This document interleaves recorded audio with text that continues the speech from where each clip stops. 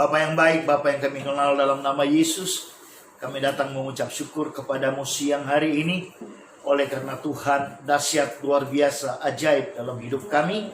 Secara khusus hari ini Tuhan antar kami masuk di hari Sabat-Mu, hari di mana kami beribadah, memuji, menyembah Tuhan. Dan kami sudah memuji, menyembah-Mu. Biarlah setiap pujian dan penyembahan kami itu berkenan kepada Tuhan. Saatnya juga kami mau mendengarkan Tuhan lewat pemberitaan firman.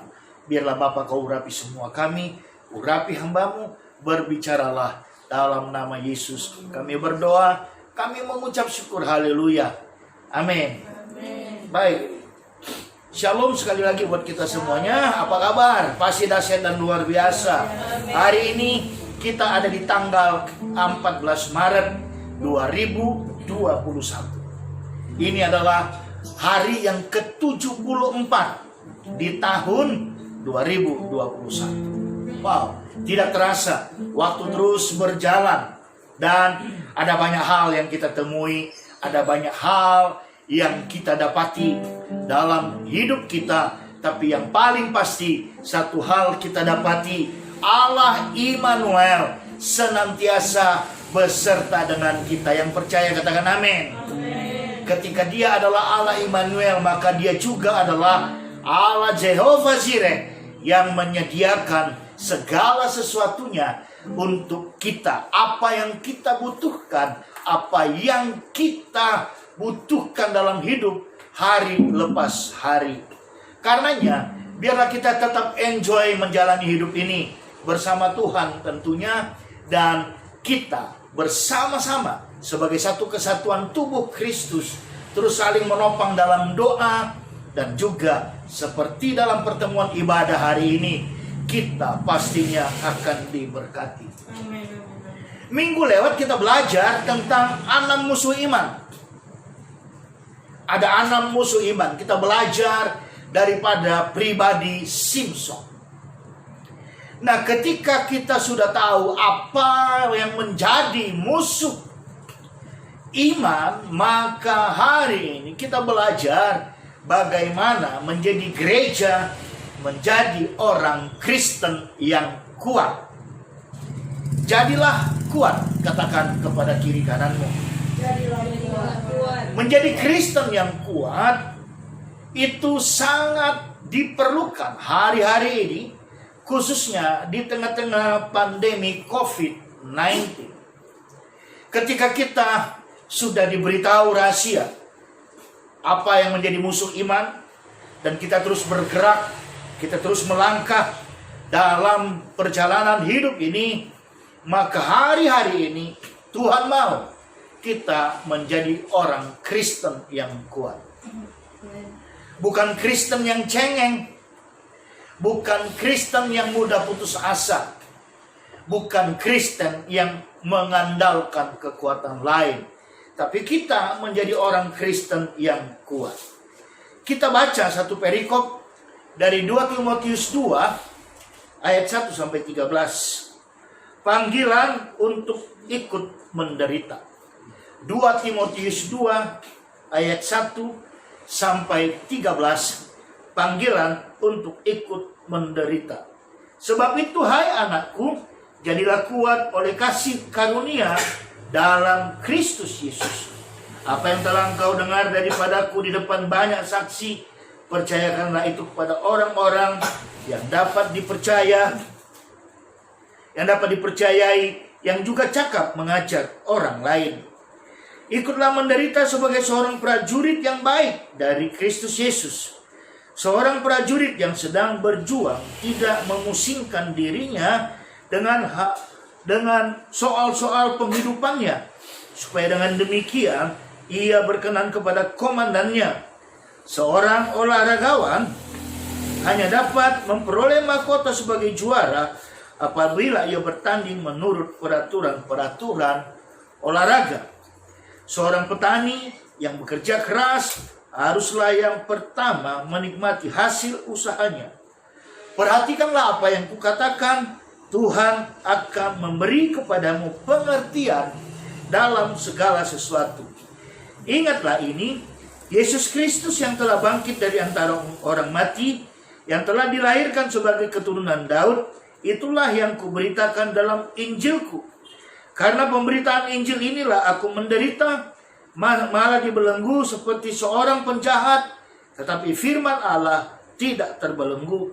Karena itu aku sabar menanggung semuanya itu bagi orang-orang pilihan Allah, supaya mereka juga mendapat keselamatan dalam Kristus Yesus dengan kemuliaan yang kekal.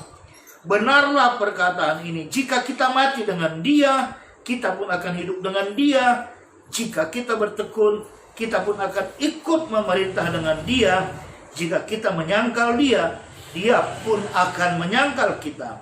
Jika kita tidak setia, Dia tetap setia, karena Dia tidak dapat menyangkal dirinya. Begitu dahsyat, powerfulnya firman Tuhan siang hari ini. Perikopnya panggilan untuk ikut menderita. Dalam arti kita mampu melakukannya, kita mampu menjalaninya, karena kita adalah orang-orang Kristen yang kuat. Katakan amin. Amin. Kenapa kita harus menjadi Kristen yang kuat? Ada beberapa alasan, jemaat yang dikasihi Tuhan. Yang pertama adalah saat ini kita ada di akhir zaman dan sedang mengalami pandemi COVID-19. Ada banyak tantangan dan kesulitan hidup. Mari kita buka Yohanes 16 ayat 33.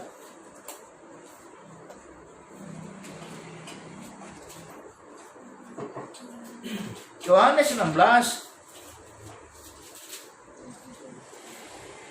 ayat 33, demikian firman Tuhan.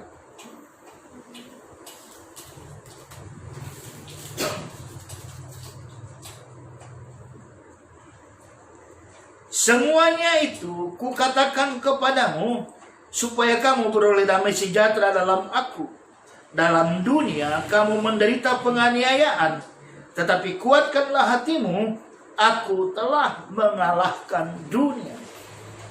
Ya, ada banyak kesulitan dalam hidup.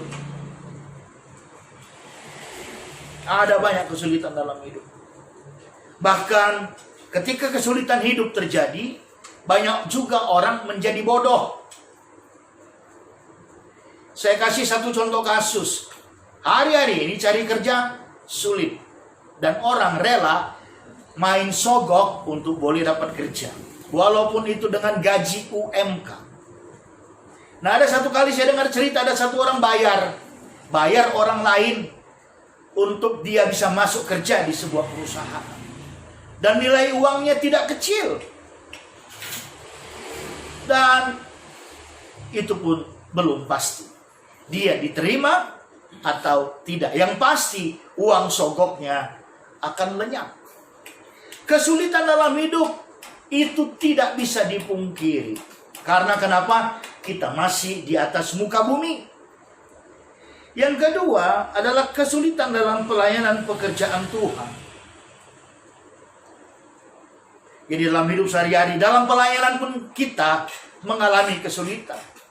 Para pengerja, para hamba Tuhan, mereka juga mengalami kesulitan. Kita baca Kisah 14 ayat 22.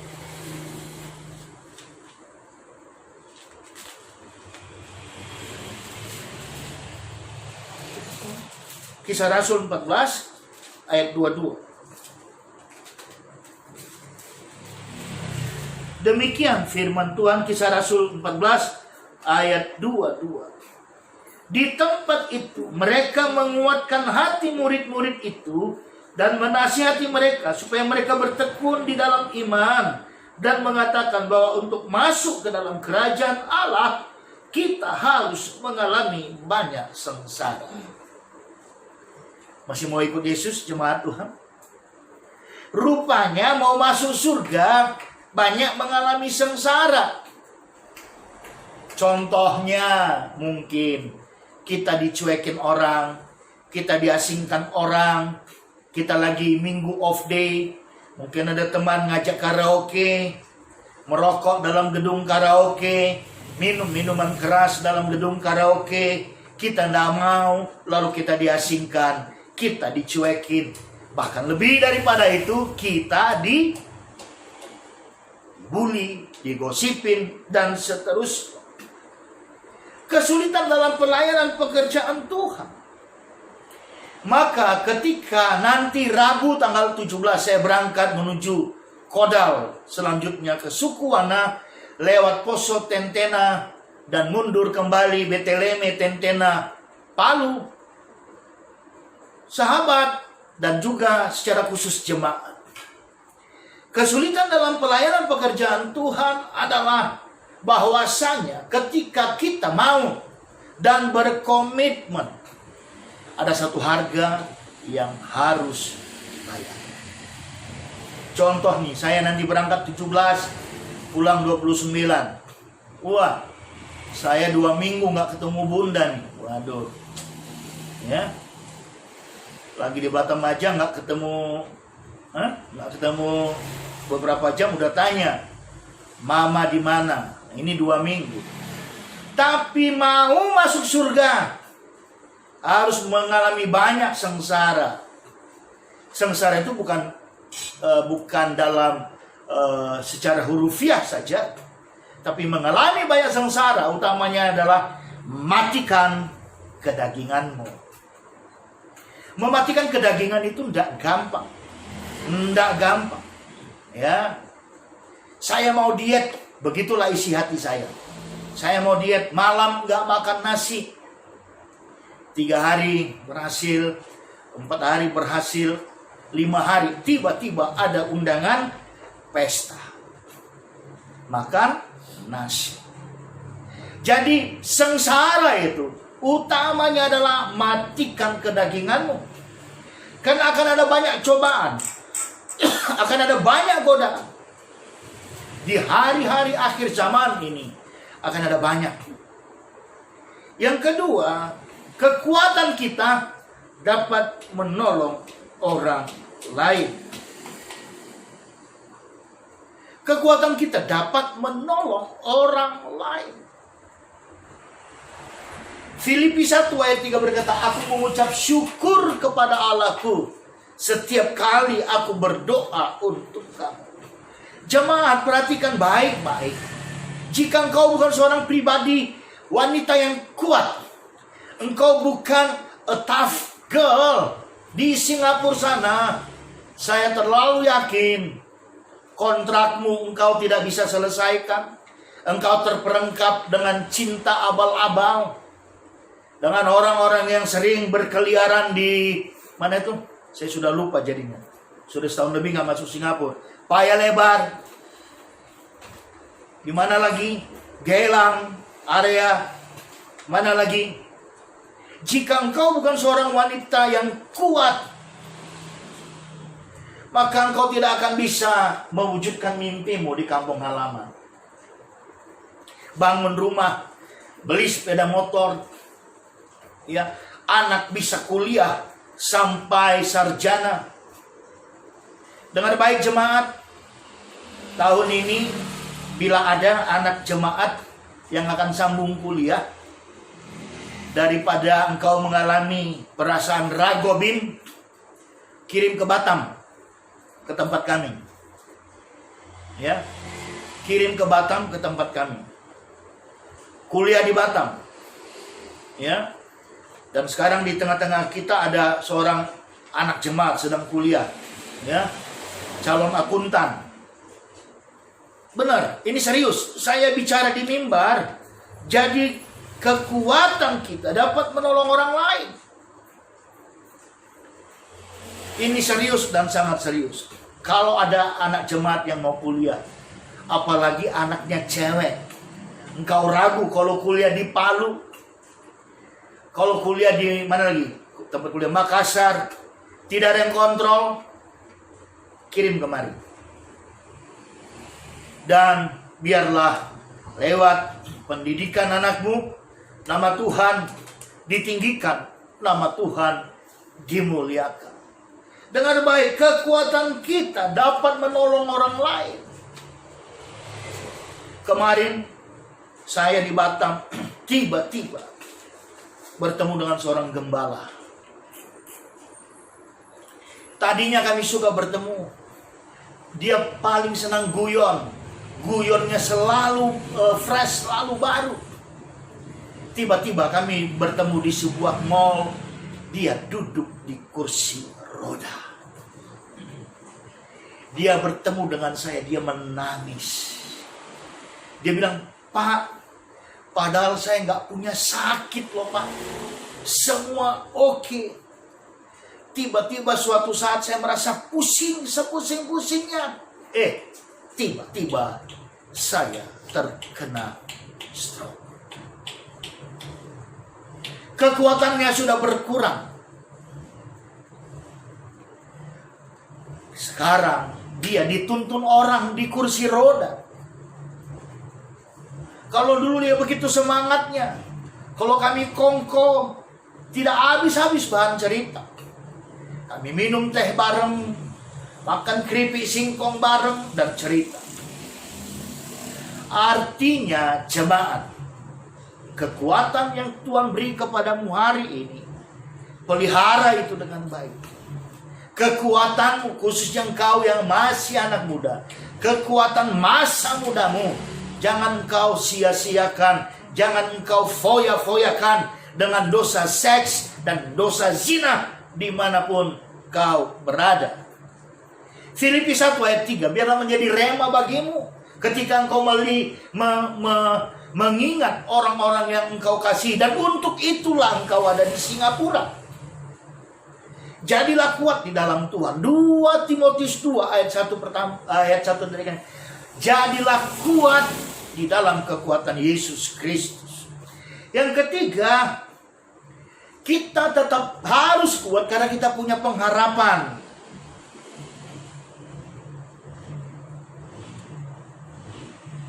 Kita punya pengharapan bahwasanya pada akhirnya ketika kita pulang, ketika kita game over, kita adalah gereja yang akan ikut memerintah dengan Dia. Dan Tuhan menyaksikan kita di hadapan Bapa.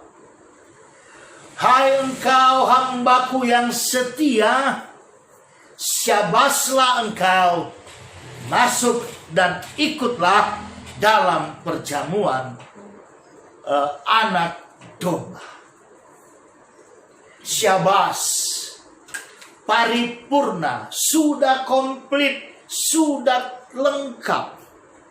Tapi kalau kita tidak kuat di akhir zaman ini, lagu dangdut bisa terjadi dalam diri kita. Cintaku terbagi dua. Kita nggak punya uang, kita cari orang rentenir. Kita sakit lama sembuh, kita cari apa dukun bahasa Poso, Dina? Bomo apa? Cari dukun, ya. Jadi mari kita punya pengharapan. Wahyu 22 ayat 12 berkata demikian. Jemaat yang dikasihi Tuhan,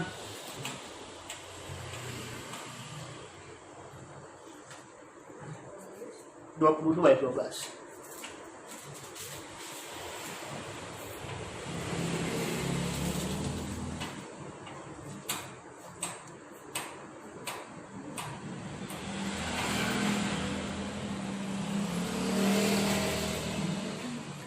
Sesungguhnya aku datang segera dan aku membawa upahku untuk membalaskan kepada setiap orang menurut perbuatannya. Pak Pendeta, Alkitab kan 100 tahun lalu juga sudah ada. Isinya sama. Aku datang segera. Saya mau katakan, itu bukan urusan kita. Tapi yang pasti, Tuhan akan segera datang. Maka ketika kita punya pengharapan, artinya, contohnya, kita punya pengharapan. Kalau saya tidak makan nasi, kata bunda lah, kita ambil contoh bunda ya. Kalau aku tidak makan nasi sebulan, maka berat badanku berkurang kira-kira 5 kilogram. Itu pengharapannya bunda. Tapi baru dia mengatakan kalau sebulan, malam ini ada yang dia mengajak dia ke seafood, besok ada ke pesta nikah, dan seterusnya dan seterusnya. Kalau bunda tetap berkata no, itulah dia namanya pengharapan. Contoh saja. Nanti kalau bunda marah kalian tanggung jawab ya. Kekuatan adalah sesuatu yang bisa diberikan kepada orang lain. Dengan apa? Kita menjadi pemberita kabar baik. Katakan pemberita kabar baik. Pemberita kabar baik. Yohanes 14 ayat 6. Itu akan kita gaungkan, itu kita bagikan kepada banyak orang. Juga nanti akan saya bagi di atas di Sukuwana. Yohanes 14 ayat 6 semua luar kepala tuh. Yuk, 1, 2, 3, ya. Yohanes 14 ayat 6.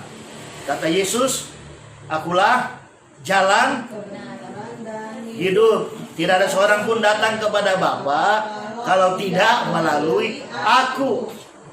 Ayo semua kita yang di Batam, yang di Singapura, bagikan. Kita kuat, membagikannya apa? Kuat nanti mungkin diludahin orang. Disiram orang pakai air panas. Nggak percaya? Nanti siapa yang di Kopitiam praktekin aja.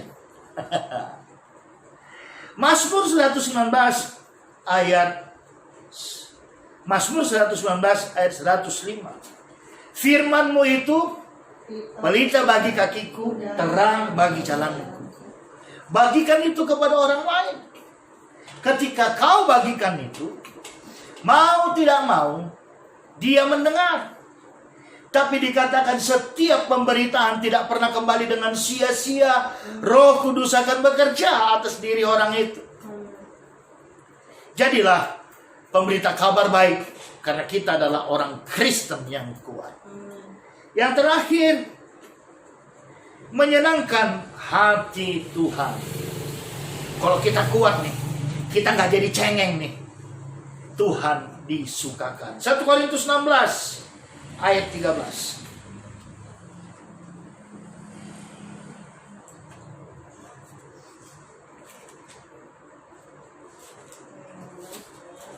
1 Korintus 16 ayat 13.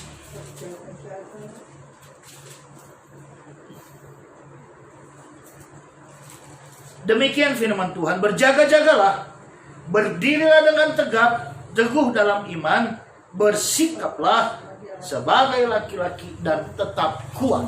Wow. Tetap artinya ojo kendor.